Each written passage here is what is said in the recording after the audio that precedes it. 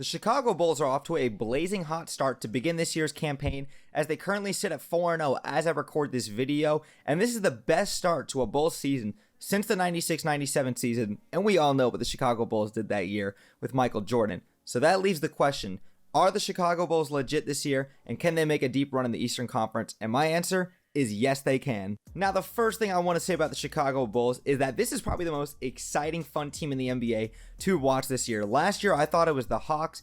This year, I think it's the Chicago Bulls. I mean, you've got so many great highlight reel caliber players with guys like Zach LaVine, an absolute high flyer, Derrick Jones Jr., former dunk contest champ winner. Then you've got guys like Alex Caruso, Lonzo Ball. There's a lot of fun young players on this team to watch. I think Billy Donovan's a great coach. I'm a big Gator fan, so I'm a little biased towards Billy Donovan. But Billy Donovan did some amazing things over with OKC with his tenure there. Obviously, he's doing some great things now with the Chicago Bulls. This is a very fun team to watch in general, so no matter where they finish at the end of the year, this is always going to be a team that's going to have a lot of highlights. Now, the Chicago Bulls heading into this year were looked at as a middle of a pack team. It's kind of how I viewed them, and we are only 4 games into the season, so I'm not going to overreact too much, but there was a huge narrative heading into this season that the Chicago Bulls were going to be a horrible defensive team.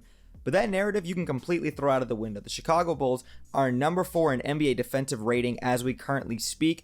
And the thing I noticed through watching 2 of the Bulls games that I've watched, through the Raptors game and also one of the Pistons games as well, is that even though they don't have a lot of great specific on-ball defenders really outside of a guy like Lonzo Ball, who's probably their best perimeter defender as we speak right now, is the fact that a lot of these guys just play with energy and intensity. That's something that you can control, and that clearly shows up on the defensive side of the ball. I credit that a lot to Billy Donovan, and also the fact that these guys are able to get out and transition in the fast break, play with that energy and intensity, and use that as a way to get open in the fast court and get points. The Chicago Bulls right now are also number 1 in the NBA in three-point shooting, 42.3%, and defensively, they're number 2 behind Miami in team points per game. They're allowing teams to score less than 100 points per game as we currently speak. That is crazy, today's NBA. I understand that they've played the Raptors, they've played the Pistons twice, and I forget who the 4th team is that they've played so far. They are going to be taking on the New York Knicks tonight on NBA TV as I record this video.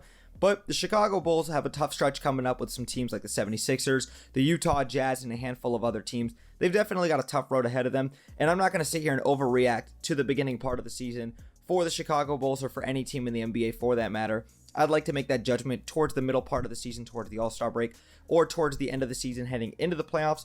But the Chicago Bulls team, with the way the Eastern Conference is looking, because even though the East is tough, the East is not the West, let's not get that confused, they definitely have a chance to be a 3 to 5 seed in the East and actually elevate their status so that they can get home court advantage throughout the playoffs, and I think that can lead them to an Eastern Conference berth, possibly in the Eastern Conference Finals.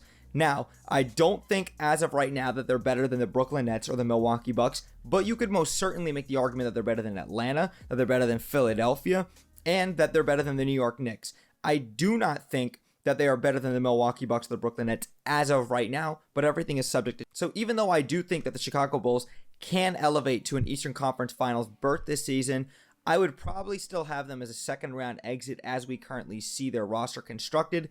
But I think if they do want to push their team up to an Eastern Conference Finals caliber team, I think that they need to go out there and get another guy in the backcourt who's a capable scorer and can go get his bucket in crunch time. Now look, Lonzo Ball, Alex Caruso, Kobe White, these guys are all definitely solid guys in the backcourt. Obviously, Zach LaVine's the best player on the team. That's undisputable. But when it comes to the Chicago Bulls, come playoff time, come crunch time, you need another guy in the backcourt that can go and get his own bucket.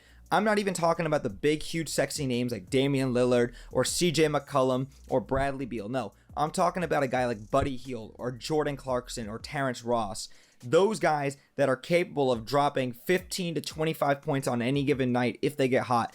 And those guys can go out there and get their own bucket. They can stretch the floor and do something like that. I don't trust a guy like Lonzo Ball and Alex Caruso to be the guy towards the end of the game to say, hey, go and get your own bucket, go and make a shot. You know, those guys can do their thing once in a while. You know, they can facilitate the offense, they can run, but those guys aren't bucket getters. You need a guy like a Buddy Hield, a Jordan Clarkson, a Terrence Ross.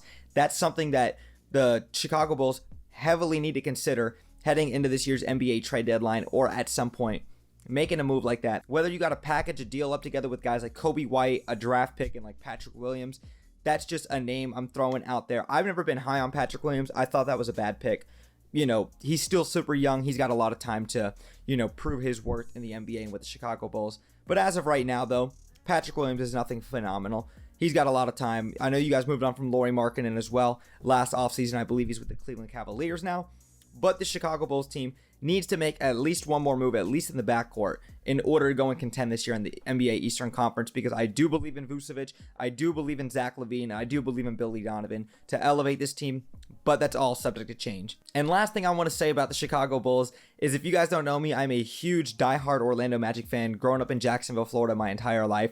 So I will be at the Orlando Magic Chicago Bulls game on November 27th, the day after Thanksgiving. Nikola Vucevic will be making his first game back to Orlando after being traded from Orlando to Chicago last offseason, and I'm super excited to see Vucevic's first game back.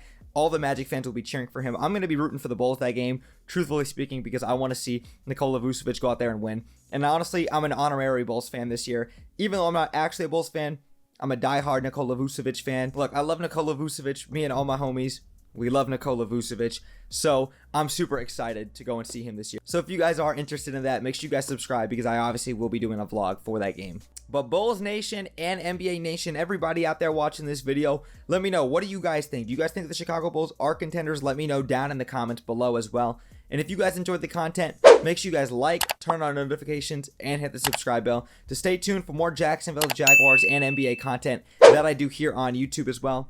But that's it for this video. Brett James, aka BJ. I'm out, y'all. Peace.